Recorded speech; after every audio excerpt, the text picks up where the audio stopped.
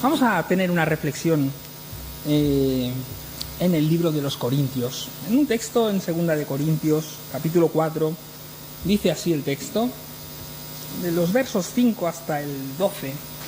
El apóstol Pablo está hablando de que son los ministros, él y sus colaboradores, de un nuevo pacto. Y dice así: nosotros no nos predicamos a nosotros mismos, sino a Jesucristo como Señor, y a nosotros como vuestros siervos por amor de Jesús.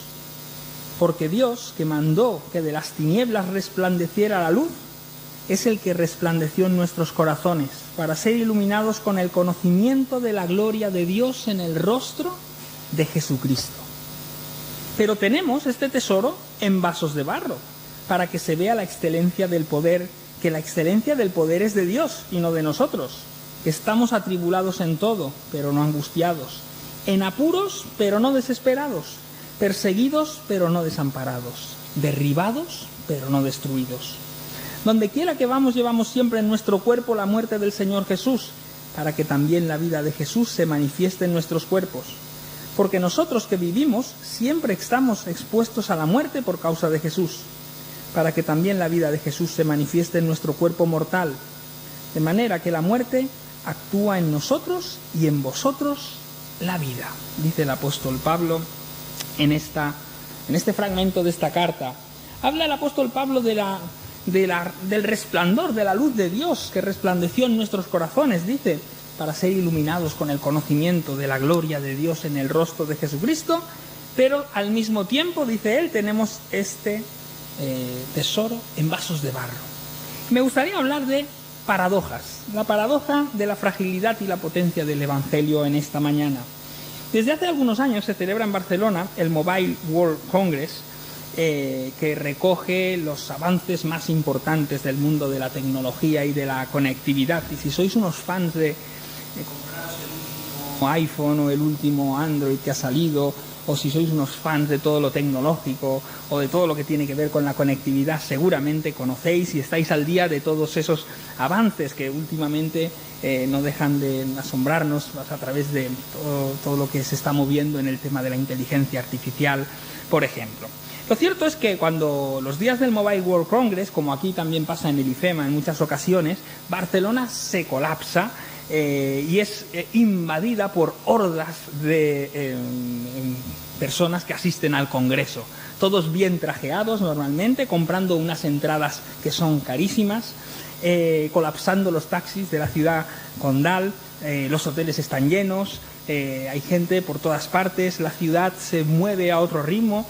Por todo lugar se ven unas furgonetas Mercedes de alta gama que transportan a las personas al recinto ferial, y puedes encontrar los stands de las grandes marcas de telefonía, de tecnología, o también ponentes de primerísimo nivel. ¿Por qué? Porque un acto o un evento como ese, como otros eventos del estilo, deben demostrar el poderío de lo que tienen. Antiguamente los ejércitos desplegaban su poderío. Los grandes desfiles militares querían no solamente animar a los propios, sino también desanimar a los contrarios. Y los ejércitos, los países sacaban sus ejércitos a pasear para que todo el mundo supiera de cuánta fuerza disponían para intentar desanimar a aquellos que quizás tuvieran tentaciones de atacarlos. Y hoy ese poderío se muestra mucho más en lo económico, y los grandes eventos económicos deben demostrar la fortaleza que hay detrás de ellos. El apóstol Pablo dice: hemos sido iluminados con el conocimiento de la gloria de Dios en el rostro de Jesucristo. Hemos llegado a ver a Dios en el rostro de Jesucristo, pero al mismo tiempo ese tesoro está en frágiles vasos de barro. Ahora mañana, lunes, ves a la entrevista de trabajo y dile al que te quiere contratar que tú eres un tesoro grandísimo, pero que eres frágil como un vaso de barro. Y verás lo que te dirá el entrevistador. Dirá: vuelva usted mañana, tenemos otro lugar para usted. Y es que el Evangelio es diferente a lo que conocemos.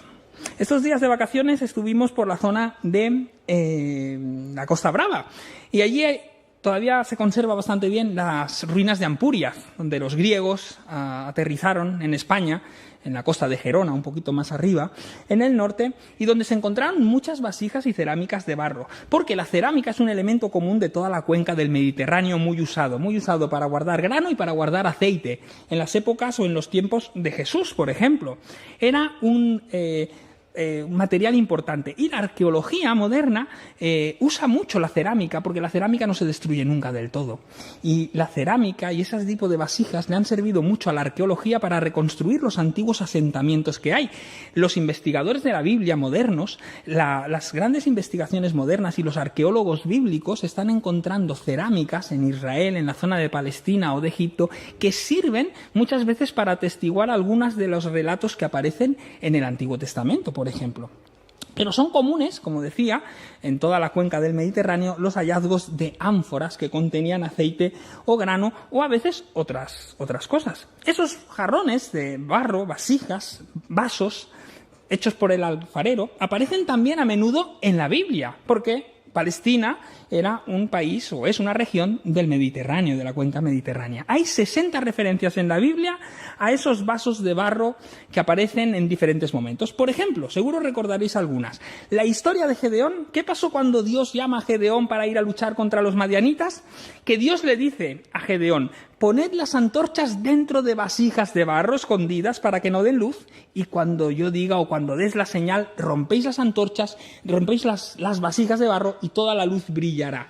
Y entonces aquel día, y gracias a eso, el ejército de Gedeón, muy pequeñito, solo 300 personas, consiguieron conquistar Madián.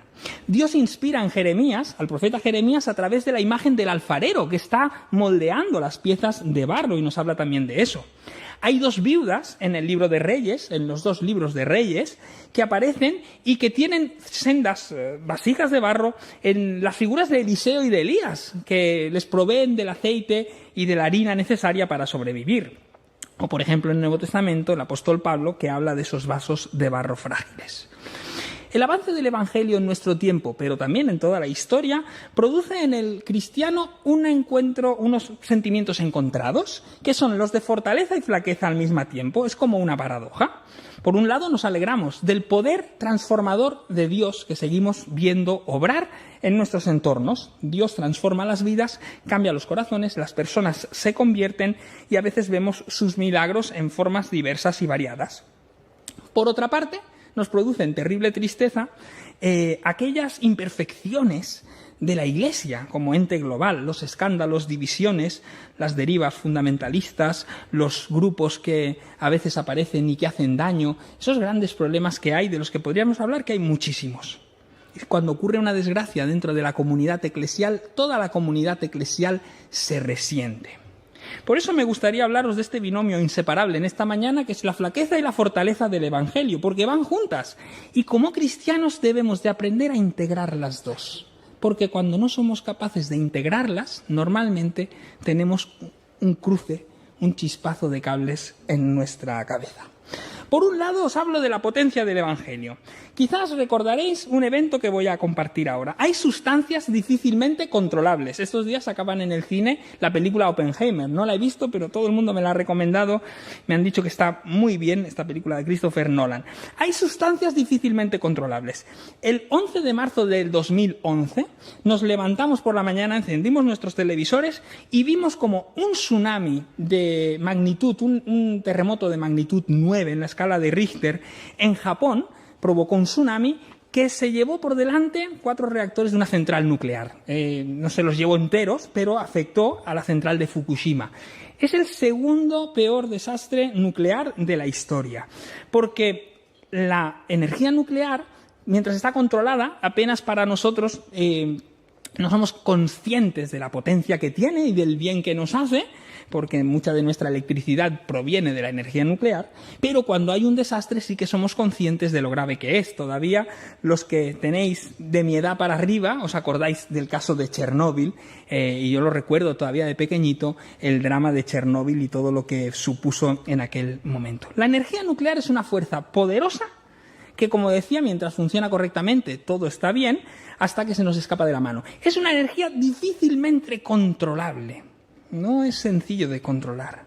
También el Evangelio es un poder difícil de controlar. Cantábamos, hay poder en la sangre de Jesús esta mañana. Pablo empieza su carta a los romanos diciendo, no me avergüenzo del Evangelio, porque es poder de Dios para la salvación de todo aquel que cree. No me da vergüenza el Evangelio, porque sé que es un poder, dinamis, la palabra griega, dinamis, de la que viene dinamita. Es un poder explosivo el Evangelio que transforma todo lo que toca. El Evangelio no es una fuerza, nada más, no es una fuerza más de este mundo, no es un empujón, es una sustancia capaz de cambiar y transformar la realidad. Y no hay recipientes que puedan contenerlo. Y el apóstol Pablo habla de eso. Estamos predicando el Evangelio. Hemos descubierto el rostro de Dios en el rostro de Jesucristo. Hemos descubierto a Dios en el rostro de Jesucristo. Hemos descubierto lo más grande que hay y que puede existir. ¿Cómo nos vamos a callar?, dice Pablo, parafraseándolo. Dios tiene una fuerza extraordinaria, como un terremoto, pero no uno que hace daño. Es una fuerza capaz de transformar las vidas, de traer amor, de traer paz, de traer perdón, de traer reconciliación, de traer sanidad y de traer sentido a la existencia. Y esa fuerza escapa de cualquier recipiente, es incontenible.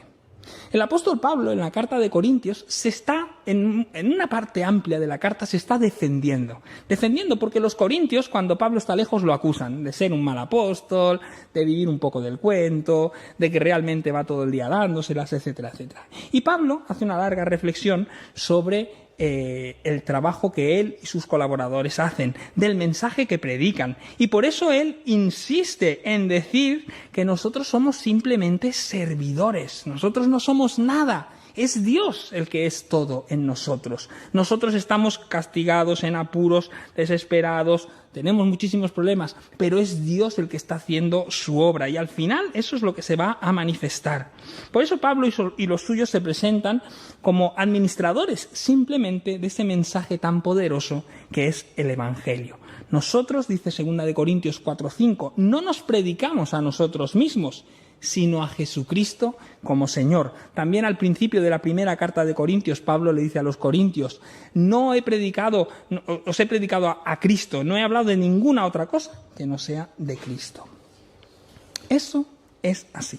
El Evangelio es poder de Dios para salvación y es el poder de Dios que mantiene a flote a los apóstoles en medio de las dificultades y a pesar de las contrariedades. Dios le dice al profeta Zacarías en cierta ocasión, cuando están pendientes de la reconstrucción del templo en un momento clave y muy difícil de la historia de los judíos, y Dios le dice a Zacarías que le diga a Zorobabel que tiene que emprender esa difícil labor de reconstruir el templo y la moral del pueblo, que es más difícil. No lo vas a hacer ni con ejército ni con fuerza, sino con mi espíritu. Zacarías 4:6.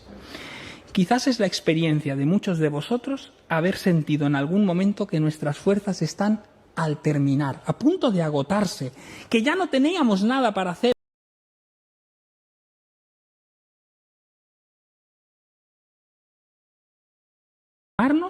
Y por las aguas sin ahogarnos. Hemos descubierto a Dios en el rostro de Jesucristo y hemos descubierto las fuerzas para seguir adelante. Ese es el testimonio y la experiencia de muchos de nosotros en momentos clave de nuestras vidas que podemos explicar y testimoniar y que a veces contamos poco incluso y que haría falta contarlo más. El apóstol Pablo dice que nos sentimos oprimidos, aplastados, agotados, pero nunca vencidos, porque Dios está con nosotros. Porque el Evangelio no es nuestro plan, no es nuestra idea. No era nuestra idea presentarlo ni predicarlo, era el plan de Dios que nació en el corazón de Dios por amor de la humanidad, para salvar a la humanidad, aquellos que por la fe se acercan a Él.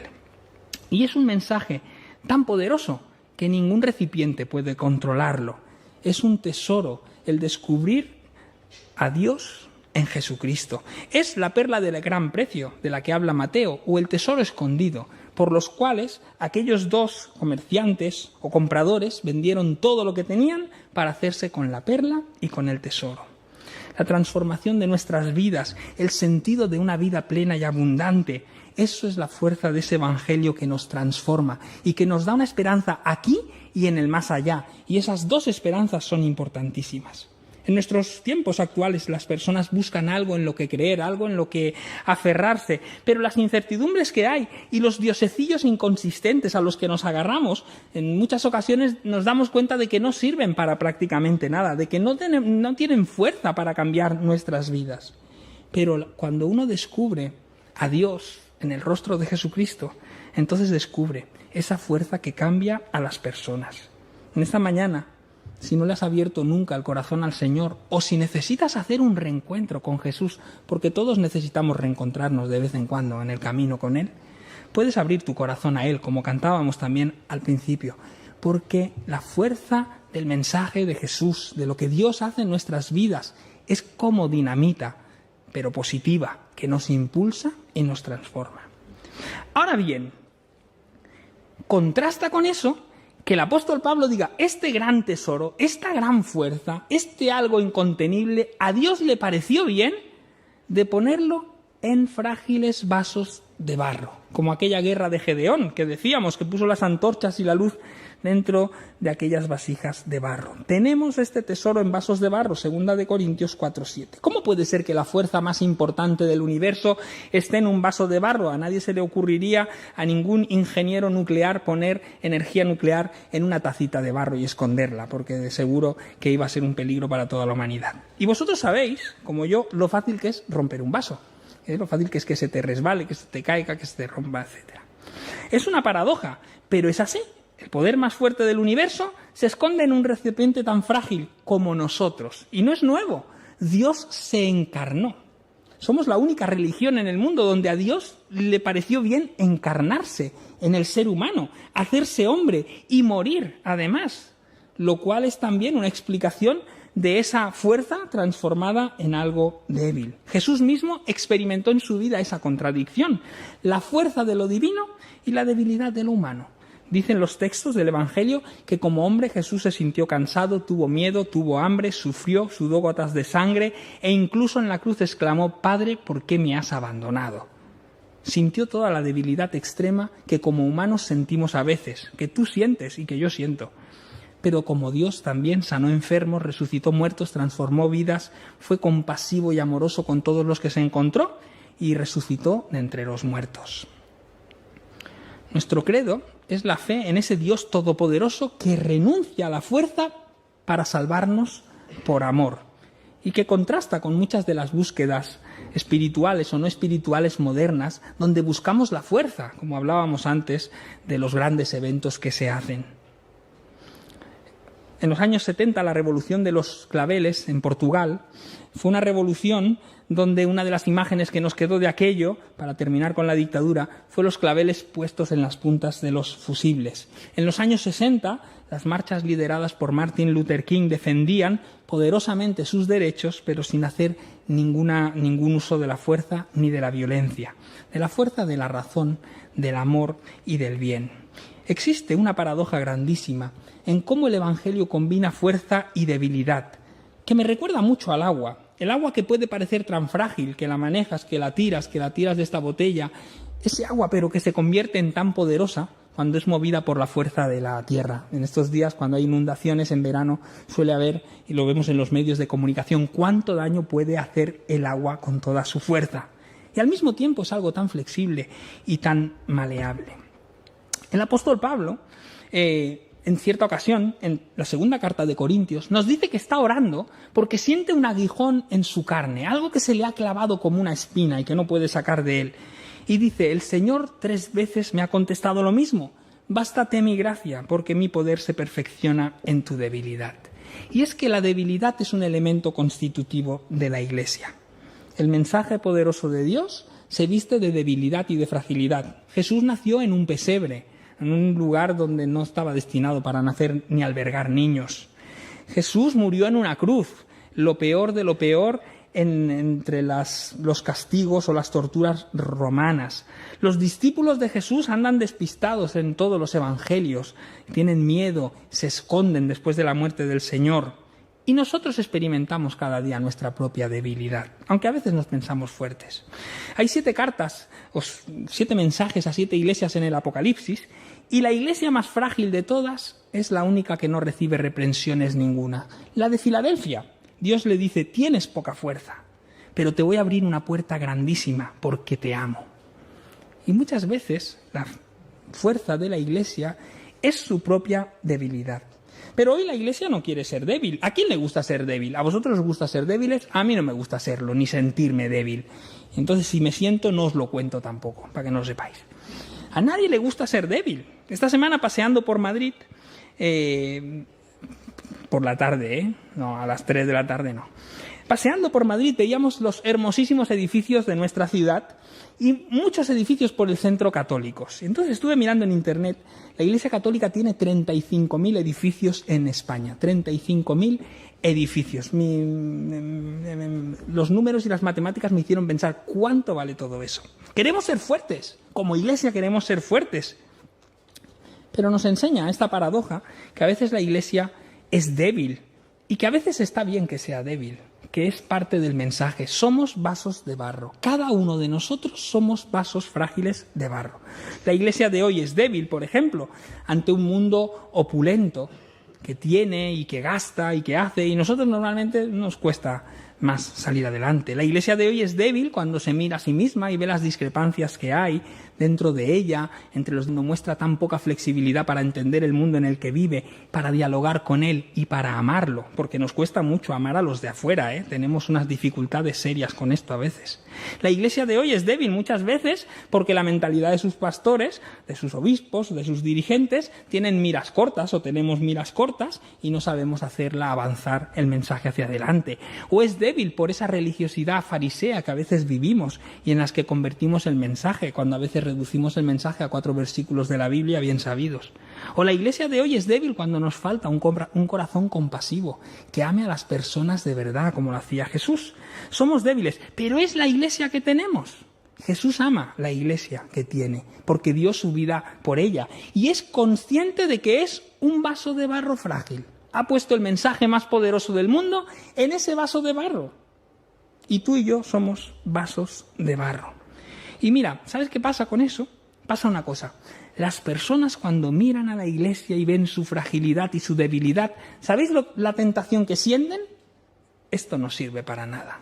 Esto no es de Dios, o esto no merece la pena, o no merece la pena que yo sea cristiano, o no merece la pena que yo vaya a la iglesia, o me voy a ir de esta iglesia. ¿Cuántas personas cambian de iglesia constantemente? Creyentes sinceros que aman al Señor, pero que el último año han estado en 5 iglesias diferentes tranquilamente. ¿Por qué? Porque ven que las personas que hay dentro de la iglesia son vasos de barro. Sí, soy un vaso de barro yo. Y los que llevan aquí 30 o 40 años en la iglesia son vasos de barro. Y algunos hasta tienen muescas y todo. Pero el Señor ama a esa iglesia profundamente, la de los vasos de barro. Y a Él le ha parecido interesante y buena idea poner el mensaje más poderoso del mundo en cada uno de nosotros y usarnos a nosotros, para que se note que no es nuestro. Cuando yo me baje del púlpito y alguno me diga, bueno, pastor ha predicado bien, si alguno tiene a bien decirlo, yo sabré para mí mismo y para mis adentros que me conozco bien y que sé mis fragilidades y mis debilidades y los momentos difíciles que durante la semana he tenido, o durante la otra, o durante la anterior. Cuando servimos en la iglesia, nos damos cuenta, y yo me doy cuenta frecuentemente, que somos vasos de barro. Queremos hacerlo mejor, pero no siempre nos sale. Queremos estar a la altura, pero a veces fracasamos. Queremos amar a las personas y a veces las herimos. Pero a Dios le pareció bien tener el gran tesoro del Evangelio en vasos de barro. Le pareció bien confiar en esta paradoja, que la fuerza más grande que existe en el mundo estuviera contenida en algo tan débil como es el ser humano, tan falible, tantas veces tan fácil de fracasar como es. Y lleva 2000 años de historia la Iglesia y sigue adelante, porque es el proyecto de Dios, no es nuestro proyecto.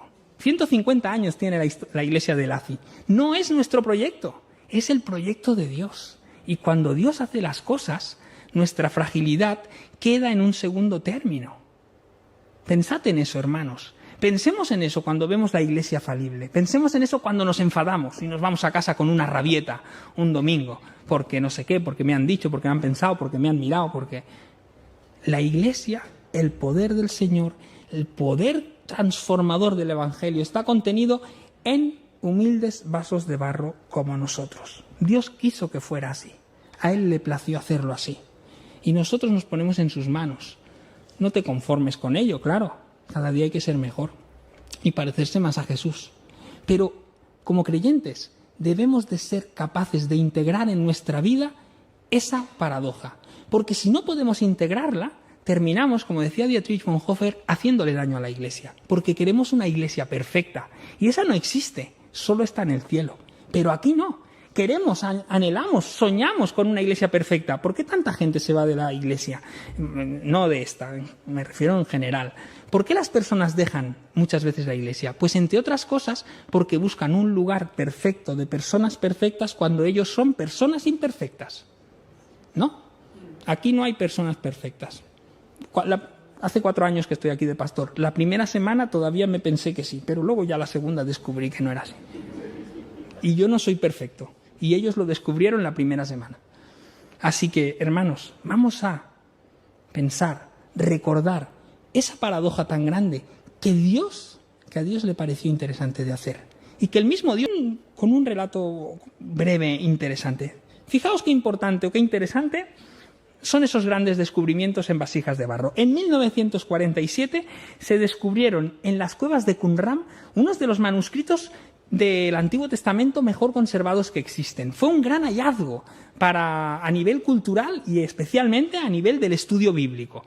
En aquellos manuscritos, en unas cuevas, unos beduinos del desierto encontraron un montón de vasijas de barro llenas de documentos. Eran manuscritos del Antiguo Testamento, de Deuteronomio, del profeta Isaías, de los Salmos, de diferentes textos antiguos que parecen que eran de los esenios, eran comunidades que vivían apartadas de las ciudades. Unos textos que muestran también la calidad de las traducciones que nosotros tenemos del Antiguo Testamento. Unos textos importantísimos. Y aquel texto, o aquellos textos y manuscritos tan bien conservados con el paso de los años, en tan buen estado y de tanta calidad, se encontraban en vasijas de barro, escondidos. Y tardamos 2000 años en encontrarlos, 1947. Bonita metáfora de lo que estamos hablando hoy. Debilidad y poder son un binomio inseparable en la Iglesia. Por un lado, abrimos los ojos, asistimos al poder de Dios, vemos las transformaciones que obra en nuestras vidas, en nosotros mismos, en los que nos rodean, vemos sus milagros y decimos, Dios tiene poder, lo confesamos. Y es así, hermanos. Y debemos de seguir llevando el anuncio de la buena noticia. Pero por otro lado también asistimos a las debilidades de la Iglesia, de las personas que la formamos, a nuestras propias contradicciones, que todos las tenemos, y a la falibilidad o a lo falible de nuestras organizaciones e instituciones. Pero que eso no nos frustre, porque Dios ha escondido el gran tesoro del Evangelio en vasos de barro. ¿Sabéis por qué? Porque así toda la gloria será para Dios de lo que pase. Que el Señor nos bendiga.